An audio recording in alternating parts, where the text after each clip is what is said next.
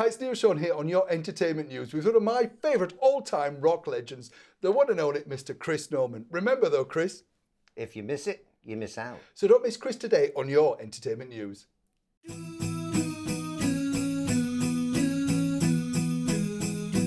Lights on the tree, just you and me, that's Christmas.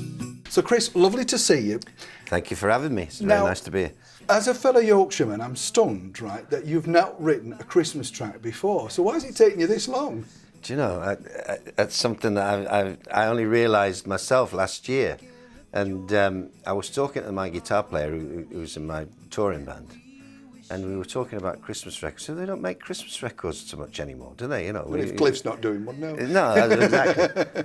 and we forgot about it and went home for Christmas. And he sent me a text. He says, I've just come up with an idea for a Christmas song.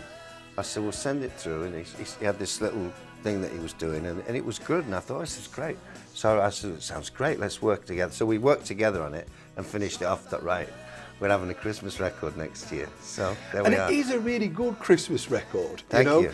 And what I love is, I have to say, the video. I mean, is that your place? Where did you film the video? No, it's not my place. I could no. live there. Yeah, I could live there too. No, that was a place in Cheshire.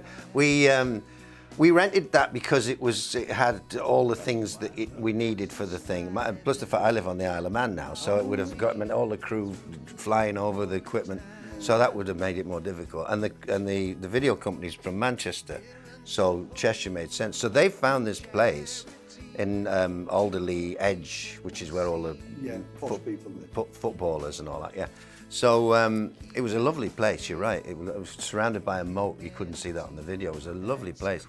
And these people rent it out. I mean, they rent it out per day. Not cheap either. I mean, you know, it must be a good living the way they do it. But it was exactly right for the video. And then the idea came from me. I said, I just want it to look like a family thing where people keep arriving and it's like a Christmas and people every week go out the door, somebody else is coming in and then so that's how we did it. And I love the video, it's great. You mentioned Rat Records, a huge sort of part of your scene. What was it like when you got signed from there? Because I was reading your bio and you decided to go professional at that glitterati of show business, Skegness Butlins. Well, nothing wrong with that, Chris. We've all done Butlins. But what was the, you know, when you started, did you think at that point, we could make a living out of this, or were you just young lads thinking? We hoped, you know. I don't know if we knew or, you know, we just didn't think of it that much. We just hoped we could.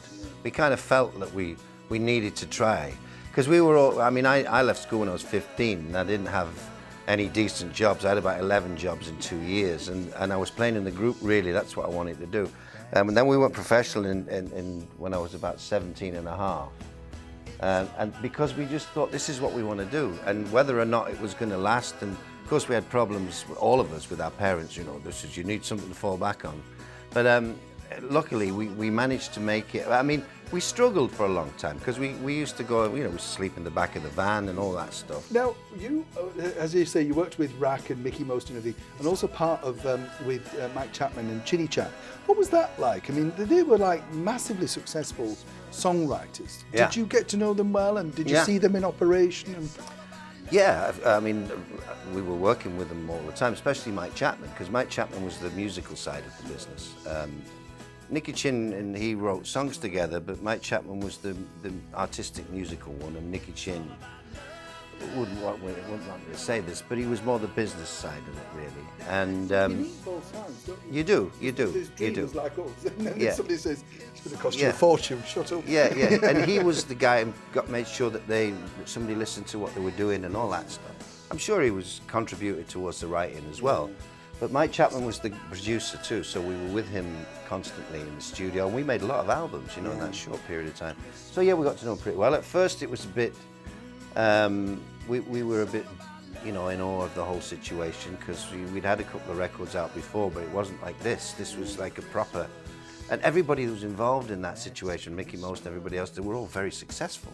Everything they'd done for the last 10 years. When you're young, you're in awe of it. Yeah, of course. Because you're thinking, are we going to get dumped? Yeah, we hadn't done anything yet, you Yeah. know. So went in the studio, and it was all a bit nerve-wracking. Although we'd been in studios, as I say, we'd made 3 or 4 records already, but not like this. But we gradually, you know, we got used to that, and you get blasé after a bit. Oh yeah, well we'll double track that, Mike. Okay, you know, whatever. But and he was great, very talented producer, very talented writers, Nicky Chinn and Mike Chapman. But a great producer. Yeah, and then of course you work with him in solo, as you do with yourself. Now, because I think that's interesting that you kept that relationship, because you obviously built this good rapport, didn't you, with what he was doing. He was a good laugh too. Yeah. I mean, he could be a bit flash, but he was a great guy. And you had phenomenal success with your own stuff. You know, now that's quite nerve-wracking when you are in a big band that has had so much success. It's quite nerve-wracking to come out on your own, because you might have the confidence. You're always confident as the singer, that, you know, the lead or whatever, because you've got these others kind of behind you. But then when you're on your own, did you find that really challenging? Yeah, very scary. I mean, I only did that because I was asked to do this song, which in Germany, which was to do with a TV movie, and I recorded this song called Midnight Lady. And then I went way back to playing with the band, and we'd already kind of split up and come back together. So, but I went away and did that, and then it became a big hit, and this solo thing suddenly took off, and I had to decide which, so I went for the solo thing.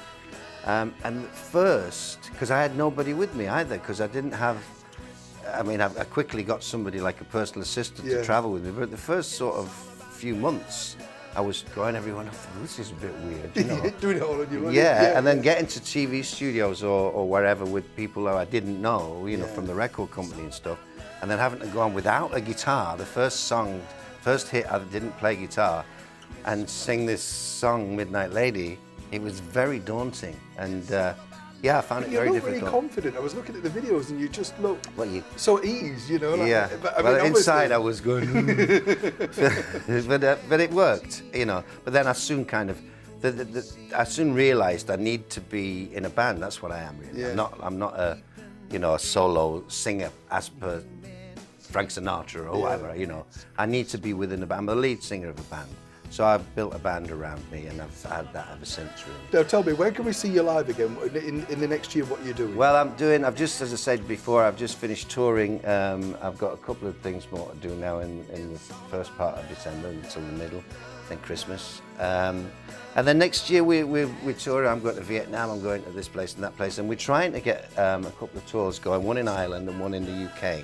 Oh, great. But it's my profile needs to be higher in the UK, because I haven't done a lot here, and I haven't had the success that I've had in other parts of Europe. Well, so we're trying to across Europe, aren't you? You are mega. Well, I've had a lot of success, so people know me, you know. Where here they know of Smokey, they don't know so much of Chris Norman. I'm trying to make that change, because I know there's a big audience. I get an awful lot of things in Facebook and that from people in the UK saying, "Why don't you play here?" You know. So I want to, and I'm trying to. So hopefully, maybe March or April, we'll be here and do. I'd like to do like a couple of weeks or 10-day tour. Brilliant. And I'll be very happy. We'll come and see you. Come back and see us as well. I would. I think you're a fabulous guest. Chris Norman, thank you so much. Thank you. Lovely Great to see you. Great to talk to you.